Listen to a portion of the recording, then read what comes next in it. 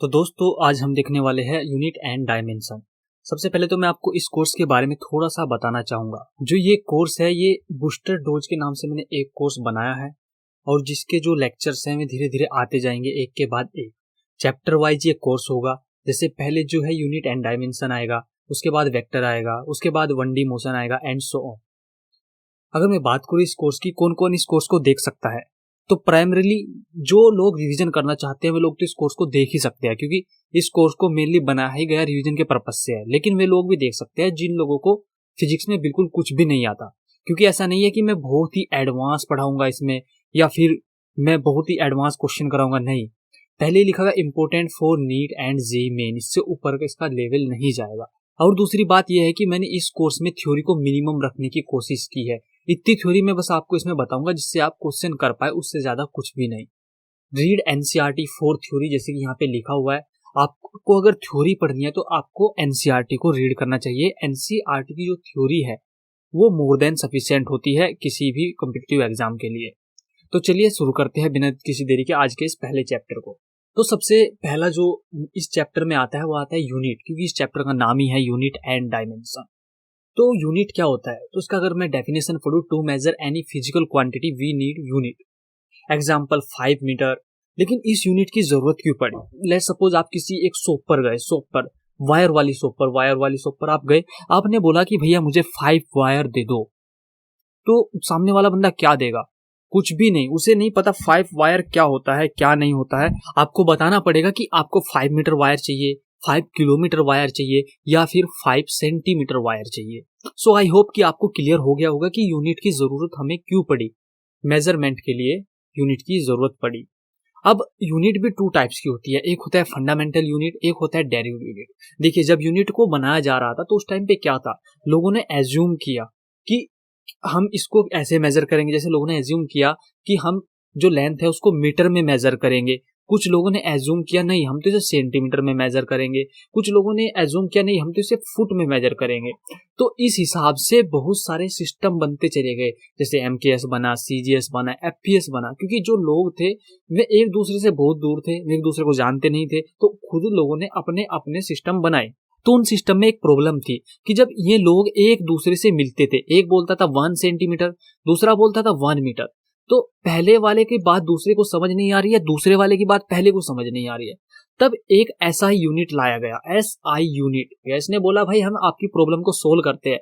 हम क्या करते हैं कि आपको अब फंडामेंटल यूनिट में सिर्फ ये वाली यूनिट यूज करनी है, ये वाली की मीटर लेंथ को मेजर करने के लिए यूज होगा, मास के लिए केजी, एंड टाइम के लिए सेकंड, इलेक्ट्रिक करंट के लिए एम्पियर, एंड टेम्परेचर के लिए केल्विन एंड सो ऑन। तो ये सब यूनिट फिर फंडामेंटल यूनिट की तरह यूज होने लगी धीरे धीरे, और आज हम इन्हीं यूनिट को यूज करते हैं अगर हम एसआई यूनिट की बात करें तो। उसके बाद क्या होता है कि हमारे पास जो फिजिकल क्वांटिटी है, वो तो बहुत सारी है। लाइक फोर्स है, डेंसिटी है, बहुत सारी फिजिकल क्वांटिटी है। लेकिन जो वे फिजिकल क्वांटिटी है वे भी डेरिव्ड क्वांटिटी है।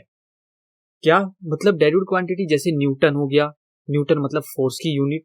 जो ये यूनिट है ये डेरिव्ड यूनिट है, जो न्यूटन है डेरिव्ड यूनिट है। इसका जो फंडामेंटल यूनिट है वो होगा KG into metre upon second square. ऐसे जूल है, इसका भी कुछ फंडामेंटल यूनिट होगा जो आप निकाल सकते हो। तो यूनिट के बारे में तो मुझे लगता है इतना ही बहुत ज्ञान हो गया।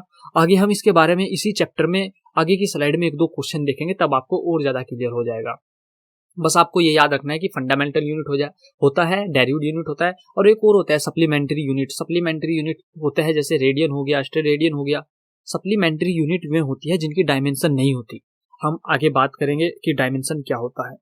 तो बात कर लेते हैं कि डायमेंशन क्या होता है। देखिए, डायमेंशन ये बताता है कि कोई भी फिजिकल क्वांटिटी फंडामेंटल यूनिट पर कैसे डिपेंड करती है, उसकी डायमेंशन क्या है। जैसे मैं आपको एग्जांपल बताऊं, जैसे L2-2 ये है एक्सेलरेशन की यूनिट। तो एक्सेलरेशन जो है वो मास पे डिपेंड नहीं कर रहा है, लेंथ पे डिपेंड कर रहा है, टाइम पे -2 डायमेंशन है इसकी। अब ये चीज ये बताता है डायमेंशन का मेनली हम इस यूज करते हैं बहुत सारे कामों के लिए, जो मैं आपको आगे बताऊंगा। तो dimension of a physical quantity are the power to which the fundamental unit are raise to obtain 1 unit of that quantity. तो आई होप ये तो आपको समझ में आ गया होगा। अब जो क्वेश्चन आता है एग्जाम में वो कैसा आता है, क्योंकि हमारा मेन फोकस क्या है, एग्जाम में क्वेश्चन को सोल्व करना। तो एग्जाम में क्वेश्चन आता है कि आपको कोई एक दे दिया जाएगा, जैसे इधर वर्क दिया हुआ है, आपको कुछ भी एग्जाम में दिया जा सकता है, बोलेंगे कि इसका यूनिट कैलकुलेट कीजिए।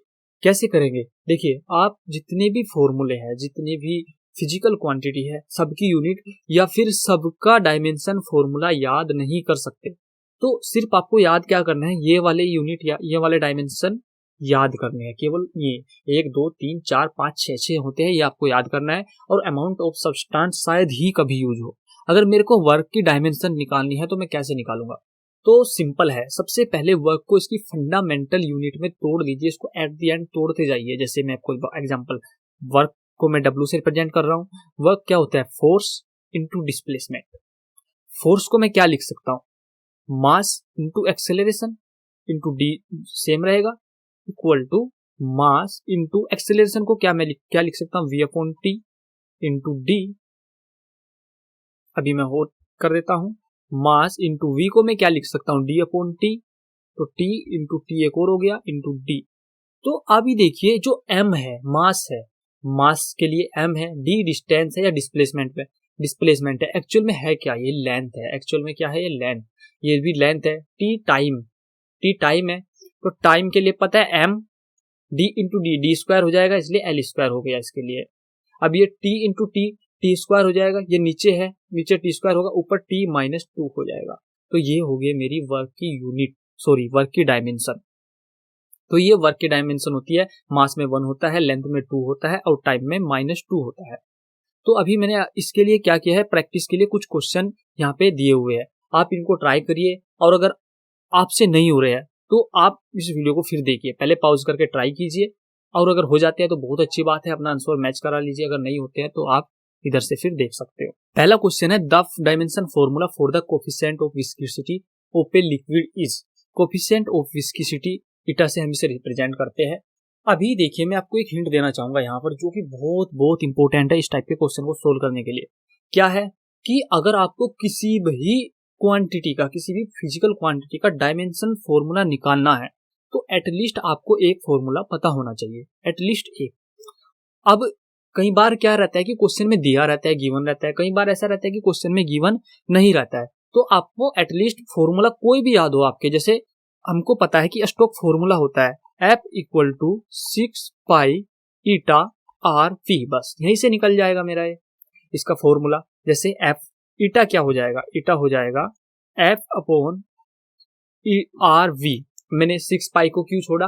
क्योंकि जो 6 पाई है ये कांस्टेंट है, और कांस्टेंट की जो डायमेंशन होती है वो 0 होती है, यानी कि कुछ डायमेंशन उसका नहीं होता है, तो इसलिए उसको डायमेंशन में काउंट करे या ना करे कोई फर्क नहीं पड़ता। तो F है, F को फिर से M में लिख देंगे, अपॉन आर वी। आर क्या है? इधर रेडियस होती है, इनके रेडियस भी लेंथ है, तो आर अभी मैं V को सेम लिख दूंगा, M A को लिखूंगा V/T, V/T and are we same.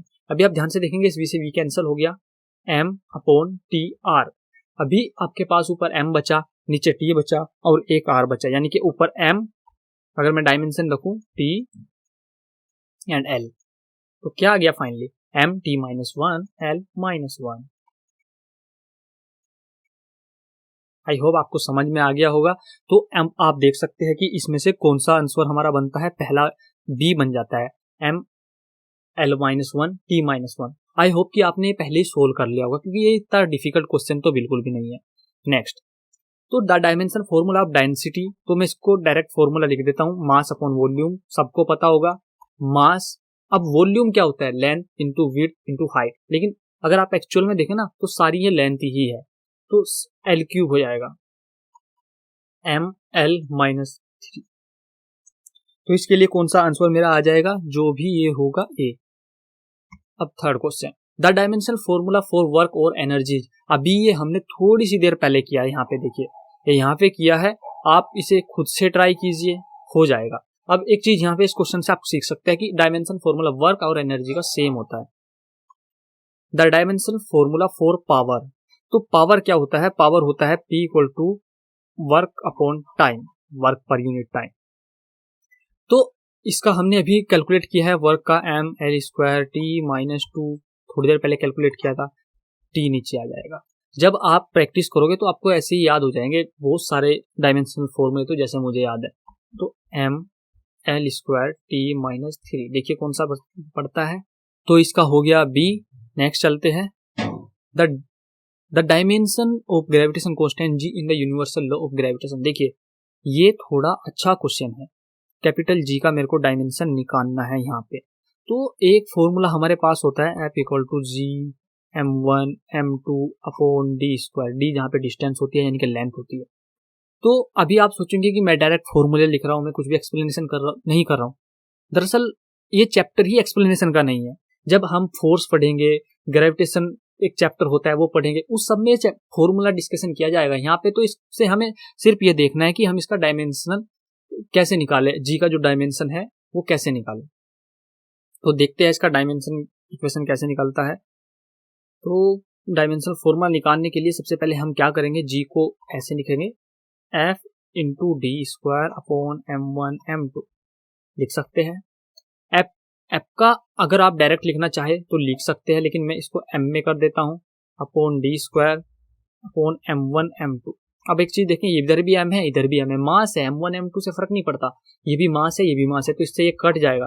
देखिए अभी मैं काट रहा हूँ क्योंकि मेरे को सिर्फ डायमेंशनल फॉर्मूला निकालना है, मैं कोई क्वेश्चन वगैरह सोल्व नहीं कर रहा हूँ। आप ऐसा मत करना कि कभी बाद में आप कोई अच्छा क्वेश्चन सोल्व करे और ऊपर से नीचे मास देके आप काट दे, नहीं, क्योंकि वो इसका भी m है, डायमेंशन यूनिट डायमेंशन m मास का, और इसका भी m है, तो एट द एंड में कटना ही है। तो मैंने पहले काट दिया, ए का मैंने पहले ही देखा था LT-2 शुरुआत में मैंने लिखा हुआ था। अब डी स्क्वायर है, इसका एल स्क्वायर हो जाएगा, नीचे m क्योंकि एक ही m बचा, तो ये हो जाएगा m-1 L3T-2, कौन सा बनता है, C। तो यहाँ तक हमने 5 क्वेश्चन देख लिए, जो कि मैं ज़्यादा अच्छे क्वेश्चन नहीं थे, लेकिन कभी कभी नीट या फिर जेईई में ऐसा क्वेश्चन भी आ जाता है। तो ये आपका होमवर्क है, Boltzmann constant, angular momentum, permittivity of free space, Stefan constant, resistance and electric field, इन सब की डायमेंशन फॉर्मूला आपको कैलकुलेट करना है और मुझे कमेंट में ज़रूर बताना है। मैं पर्सनली सबका रिप्लाई करूंगा और बताऊंगा किसका गलत है किसका सही है। आप यहाँ पे हिंट भी देख सकते हैं। यूज ऑफ डायमेंशनल फॉर्मूला, देखिए अभी तक तो हमने ये पढ़ा कि हम डायमेंशन फॉर्मूला को कैसे निकालेंगे, लेकिन अब है यूज यानी कि उसकी एप्लीकेशन। तो इसकी एप्लीकेशन होती है जैसे कन्वर्जन ऑफ यूनिट में ये काम आता है, to check the dimension correctness of a given, कोई फॉर्मूला लिखा हुआ है उसमें हम देख सकते हैं कि क्या ये डायमेंशनली करेक्ट है या गलत है। To establish relation about various physical quantity, ये भी हम आगे देखेंगे कि कैसे हम इससे एक तरीके से फॉर्मूला डेरिवेशन कर सकते हैं। कुछ कंडीशन हमको दी रही होगी, उसके बेसिस पे हम फॉर्मूला डेरिव करके बता देंगे। तो चलते हैं इनको भी एक एग्जांपल से समझते हैं। सबसे पहले कन्वर्जन ऑफ यूनिट। तो पहले अगर हम इसे पढ़े, यहाँ पे क्या लिखा है, it's based on the fact that on changing physical quantity unit the actual value of that quantity does not change. समझ नहीं आया, इसे पढ़े। Product of numeric value and corresponding unit is constant. Okay, मैं आपको इसे इजी वे में समझाता हूँ। इसका मतलब ये है कि अगर कोई भी फिजिकल क्वांटिटी है तो उसकी यूनिट बदलने से फिजिकल क्वांटिटी नहीं बदल सकती। लेट्स सपोज कि मेरे पास यहाँ पर 1000 मीटर का वायर है, ठीक है, मैंने मीटर में मेजर किया, ये 1000 मीटर है। किसी ने किलोमीटर में वायर मेजर किया तो 1 किलोमीटर है, किसी ने किसी दूसरी यूनिट में मेजर किया तो कुछ और होगा। लेकिन क्या इसकी एक्चुअल लेंथ बदली? क्या इसकी एक्चुअल लेंथ बदली? नहीं बदली। एक्चुअल लेंथ तो वही रहेगी। आप इसे दुनिया की किसी भी यूनिट में मेजर कर लो, एक्चुअल लेंथ वही रहेगी। और इसी पे बेस है कन्वर्जन ऑफ यूनिट्स। ये बोलता है कि जो न्यूमेरिक वैल्यू है और जो यूनिट है वो हमेशा कांस्टेंट होगी। अब ये जो कांस्टेंट है एक्चुअल वैल्यू है, ये किधर numeric value into m metre 1 into kilometre, तो ये दोनों इक्वल है। अब n into u equal to constant, इसका मतलब n1 u1 equal to n2 u2।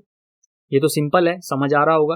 अब यूनिट को हम फर्दर डायमेंशन में तोड़ सकते हैं, तो n1 m1 की पावर a, सपोज कर लो कि जो m1 है इधर उसका जो डायमेंशन है a है, l1 का b है एंड टाइम में t1 का c है।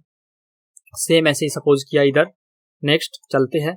अभी तो हमने सिर्फ देखा कि हम कैसे इसको कर सकते हैं। अब एक्चुअल में एक क्वेश्चन करके देखते हैं। Convert gravitational constant value in CGS system of unit given this one, ठीक है। अगर आप इधर देखें तो हम यहाँ पे फंडामेंटल यूनिट पे पहुंच गए, और फंडामेंटल यूनिट में हमें पता है कि MKS टू CGS कैसे जाते हैं। MKS टू CGS फंडामेंटल में हमें पता है, बस वही यूज हम इस क्वेश्चन में करेंगे। जी का हमने फॉर्मूला अभी थोड़ी सी देर पहले निकाला था, m-1 L3। एक बार मैं देख लेता हूँ, मुझे भी याद नहीं है। m-1 L3 T-2 याद रखना है आपको। m-1 ये होता है जी का फॉर्मूला। तो एक अभी चीज हमने देखी कि N1U1 इक्वल टू N2U2, ठीक है।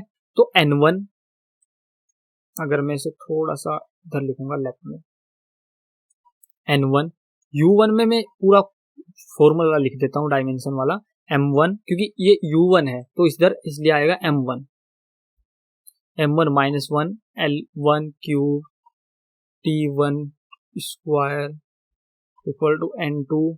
अब देखिए, आप या तो N2 को ये वाला सपोज कर लीजिए या N1 को कर लीजिए, किसी को भी कर लीजिए। मैं N2 को कर लेता हूं, तो N2 आ जाएगा N1 M1। अगर आप ध्यान से देखें तो मैंने कुछ नहीं किया, बस रीअरेंज किया। जो इधर वाला हिस्सा था इसे इधर ले गया मैं, यानी कि इसके नीचे ले गया, तो M1/M2 हो गया, L1/L2 हो गया, T1/T2 हो गया एंड सो ऑन। तो अभी क्या करते हैं देखते हैं। देखिए N1 किस में है, SI यूनिट में। SI यूनिट में M1 कितना हो जाएगा 1 kg। M2 किस में लाना है मेरे को, CGS में। CGS में कितना होता है 1 ग्राम, लेकिन मेरे को यूनिट कैंसिल करनी है, तो 1 ग्राम को क्या लिख सकता हूं मैं, 10⁻³ kg।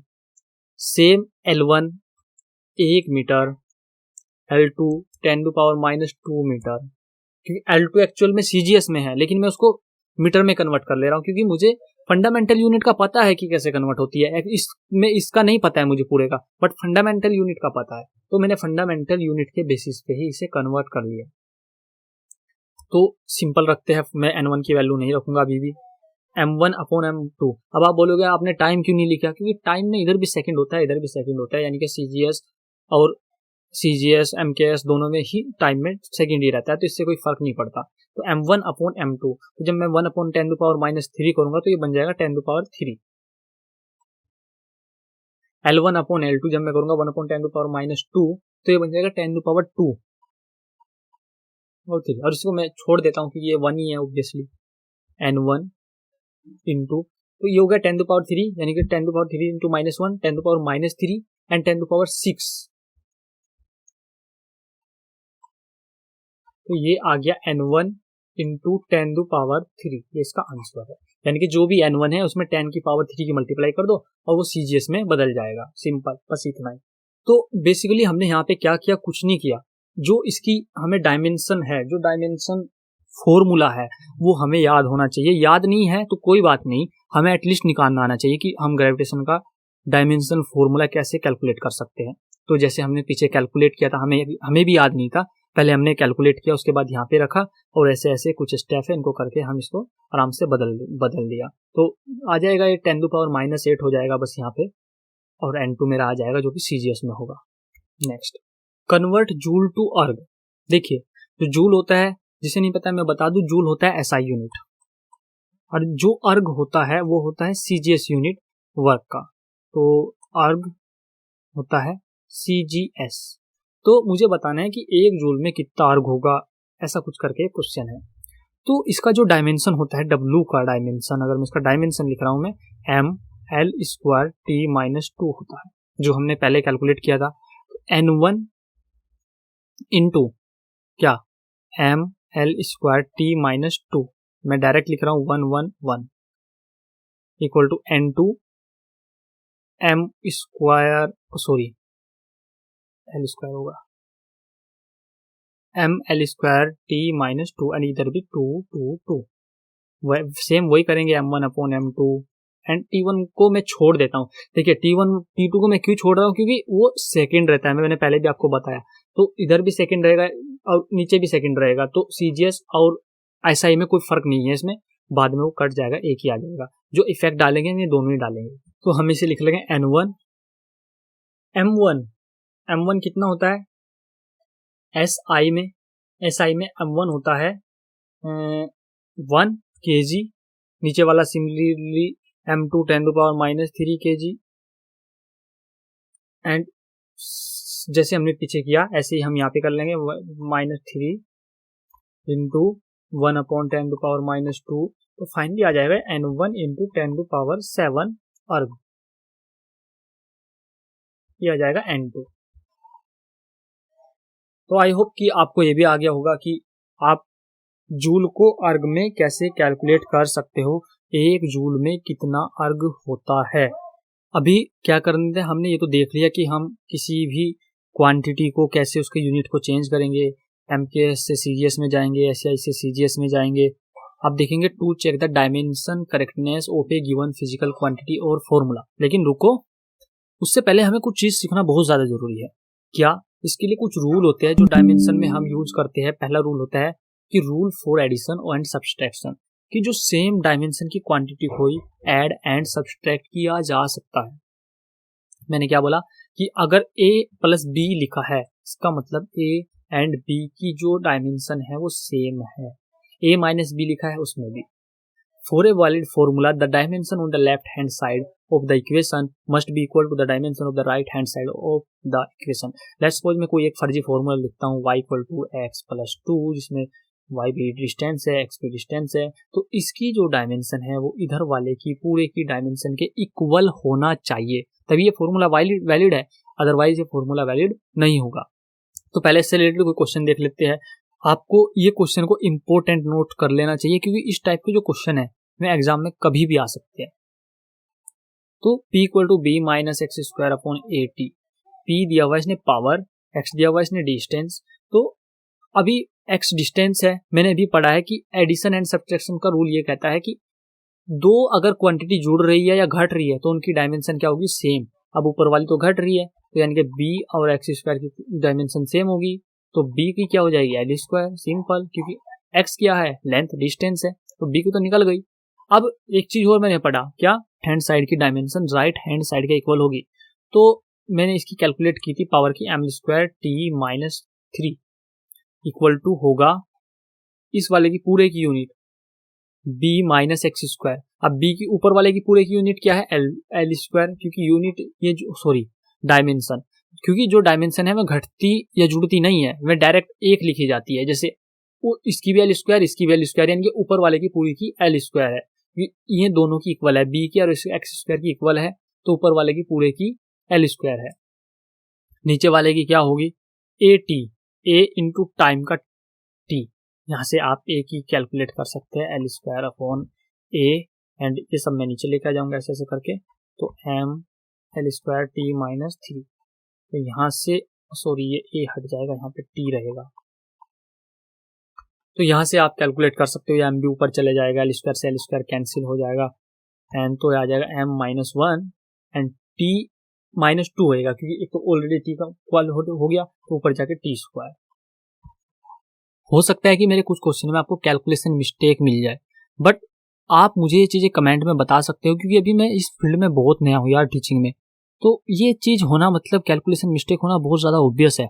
ऊपर से मैं इधर रिकॉर्ड कर रहा हूँ, मेरे पास कोई नहीं है देखने वाला, मेरी गलतियों को बताने वाला।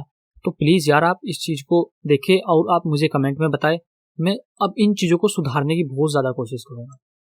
नेक्स्ट क्वेश्चन है ये वाला, v = AT + b/t + c, वे a हमें डायमेंशन ABC का निकालना है, where v is the velocity and t is the time.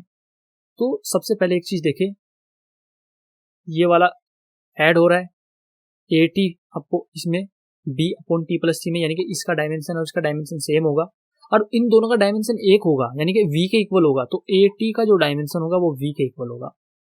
मैंने आपको पहले ही बताया था कि डायमेंशन जुड़ता नहीं है, घटता नहीं है, पूरे का एक आ जाता है, जो एक का होता है वही जोड़ में सबका होता है। यानी कि अगर a + b + c + d लिखा है, इसका कुछ डायमेंशन है, सेम इसका है, सेम इसका है, सेम इसका है, तभी ये जुड़ सकते हैं। इस पूरे का अगर मेरे से कोई पूछे तो इसका भी सेम ही होगा, क्योंकि डायमेंशन जुड़ता या घटता नहीं है। तो AT, अब ये कौन सी प्रॉपर्टी लगी कि जो किसी भी वैलिड फॉर्मूले में लेफ्ट हैंड साइड का जो डायमेंशन है वो राइट हैंड साइड के इक्वल होगा। तो लेफ्ट हैंड साइड में v है, राइट हैंड साइड में AT + AD है, तो इसका पूरे का v के इक्वल होगा। लेकिन जो इस पूरे का है वो AT का भी तो है, तो AT का भी v के इक्वल होगा, यानी कि a इक्वल हो जाएगा v/t। अब v का क्या होता है? LT - 1, एंड इसका t, तो ये हो जाएगा LT - 2। सिमिलरली t + c लिखा है इधर, t + c, तो इससे क्या सीखा क्योंकि ये दोनों एडिशन में है सी एंड टी एडिशन में है, तो जो टी का होगा वही सी का हो जाएगा T. Next B upon T plus C, B upon T plus C का किसके इक्वल होगा, ए टी का इक्वल, क्योंकि ये दोनों पूरा का पूरा एडिशन में है, तो ए टी का क्या है वी के इक्वल, यानी कि वी क्या है एल टी माइनस वन। लेकिन नीचे वाले का क्या है अभी हमने निकाला टी, तो बी का आ जाएगा एल, क्यों, क्योंकि जब मैं इधर टी रखूंगा टी उधर मल्टीप्लाई में जाएगा तो T minus one into T हो जाएगा टी की पावर 0 विच जो होता है 1, तो बी का आ जाएगा एल। ये वाली चीजें हम अभी पढ़ रहे थे, लेकिन मैंने बोला था कि ये चीजें आपको करने के लिए ये 2 चीजें आपको आनी चाहिए, जो कि होप कि आपको आ गया होगा। अब फिर से हम इसे कंटिन्यू करते हैं। तो s equal to u to plus u t plus half a t square, हमें चेक करना है कि क्या ये फॉर्मूला डायमेंशनली करेक्ट है या नहीं। तो देखिए सिंपल वही चीजें लगाएंगे, एस क्या है लेंथ, एल हो गया, जो एस का है वही यू टी का होना चाहिए, वही इसका होना चाहिए, वही इस पूरे का होना चाहिए। मेरे लैपटॉप की बैटरी थोड़ी डाउन हो गई थी, इसलिए मैं अभी चार्जिंग पे लगाया हूँ। तो s equal to u t plus half a t square में मेरे को चेक करना है, तो एस की क्या है एल। अब मुझे पता है कि अगर 2 क्वांटिटी एडिशन में है तो उनका सेम होना चाहिए, यानी कि यू टी का और हाफ ए टी स्क्वायर का सेम होना चाहिए। पहले यू टी का निकालते हैं, क्या है यू क्या होता है वेलोसिटी का क्या होता है L T minus one into T, तो क्या आ गया ये एल। क्या ये इस वाले एल के इक्वल है, बिल्कुल है, तो यानी कि ये और इसके इक्वल है, सही है। हाफ ए टी स्क्वायर मैंने आपको पहले ही बताया था, कॉन्स्टेंट को हम हटा देते हैं, उनका कोई फर्क नहीं पड़ता, तो ए का क्या होगा L T minus two, T square का टी स्क्वायर कितना हो गया एल। ये तो सही है, और आपने देखा भी होगा ये फॉर्मूला कि ये फॉर्मूला होता है हमारे पास, तो ये सही फॉर्मूला है अगर मैं इसको डायमेंशनली चेक करता हूं तो एल एल एल, यानी कि इसका भी एल, इसका भी एल, इसका भी एल, और left side equal to right side, सब कंडीशन यहाँ पे वैलिड है, तो ये एक सही फॉर्मूला है, डायमेंशनली सही है। अगर मेरे से कोई पूछे इस एग्जाम में कि क्या ये डायमेंशनली करेक्ट है, यस और नो, तो इसका आंसर होगा यस।